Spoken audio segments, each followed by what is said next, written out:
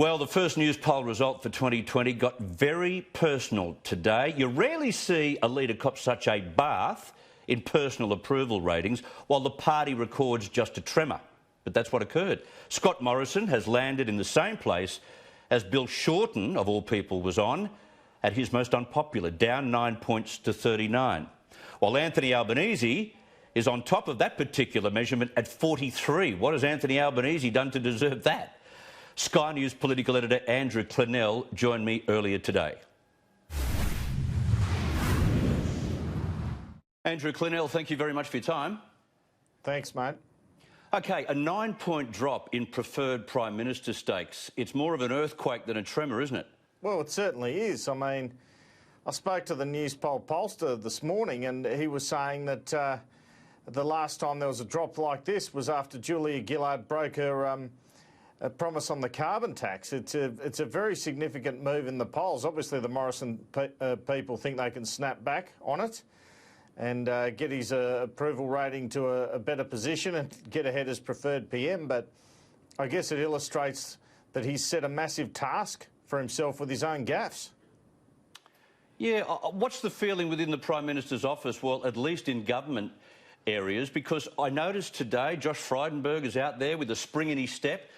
David Littleproud, the Water Minister, is making professions of love, well, at least defending the Prime Minister for what he did during the bushfire crisis. There's obviously a memo gone out to ratchet this up.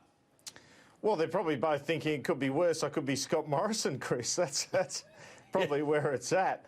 I mean, both of those guys have been doing fine, frankly. They haven't had awkward moments on the fire front.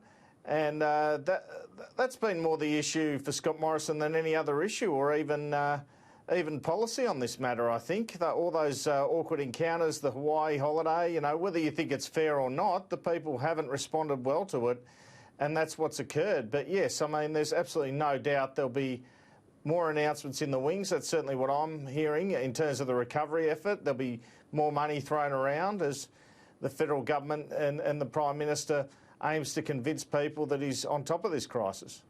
But the carbon, you know, dioxide emission reducers, those that are calling for much more to be done in terms of CO2, they're not going to be happy unless the Prime Minister also makes a major statement on reducing emissions. I heard what he had to say at various times over the weekend.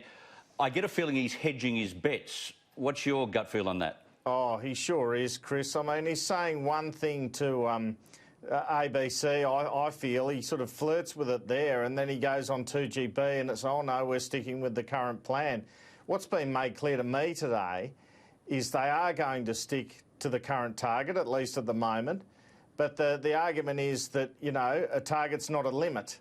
And that's what Morrison's kind of saying. He's suggesting that, you know, if they can get more renewables up quicker and achieve better than that target, why not? And that kind of makes a lot of sense. If you're not costing jobs in the economy, why not? Yeah. But the target's not for moving. Now, that may change depending how bad the issue gets politically. And if the Royal Commission, which he said will look at climate change, recommends a bigger increase, that may change again. But there'll be nothing dramatic. There'll be nothing on the scale of Bill Shorten's policy on climate change, for example. It'll just be small shifts to show that he's committed to renewables as well as to the coal industry. Yeah, his policy was more of an open slather approach at whatever cost. Interesting, though, you've got this major drop in preferred Prime Minister stakes, but only a 2-point drop for the coalition on the primary vote. Could this just be one of these one-off smacks towards a Prime Minister, a personal vote, and not really much change between the two major parties? I don't think there's any doubt about that, Chris, that the voters want to give Scott Morrison a kick in the backside, and they have. And he needs to take heed of that and start performing a lot better. And, you know, his ministers say, well, in the last few days he has been a lot better. He's been a lot more on message, and fair enough.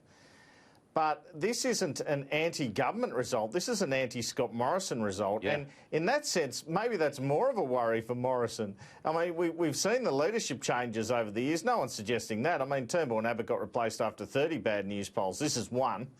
So, you know, got to calm the horses on that one. But he wouldn't want that disapproval rating to stay at that same level for a few months. The next couple of polls will be eagerly watched and Morrison will be working hard to get better personal figures.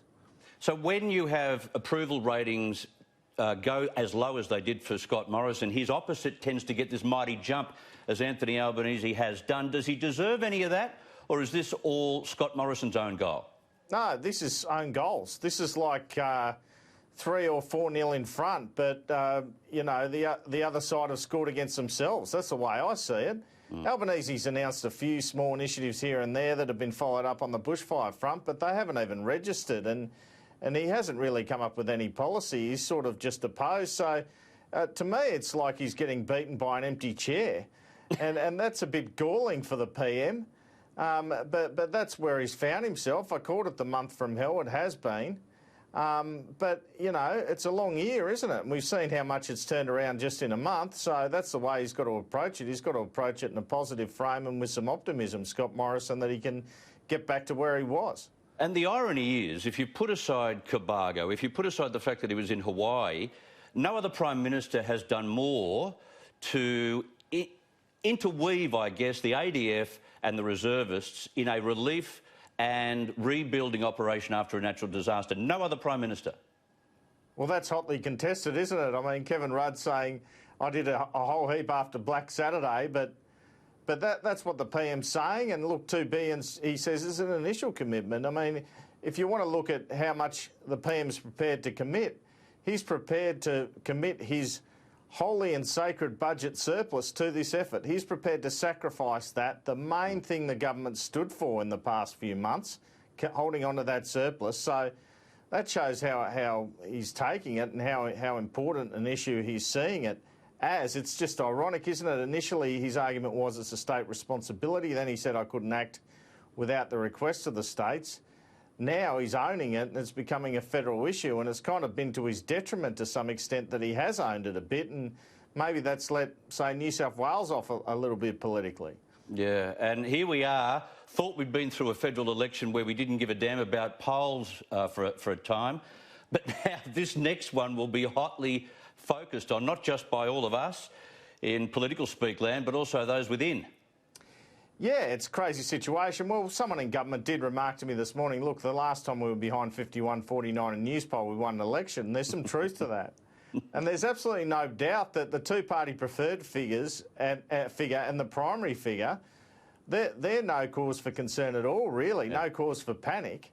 It's just those personal Morrison figures that the PM's going to be worried about, that he knows now that he has to re-establish trust with the Australian people. And in recent years, that hasn't been that easy to do. Once they vote you off the island, that's it. So he's got to be hoping people give him a bit more of a go. Yeah, very true. Good analysis. Andrew Clennell, thank you very much for that. Thank you.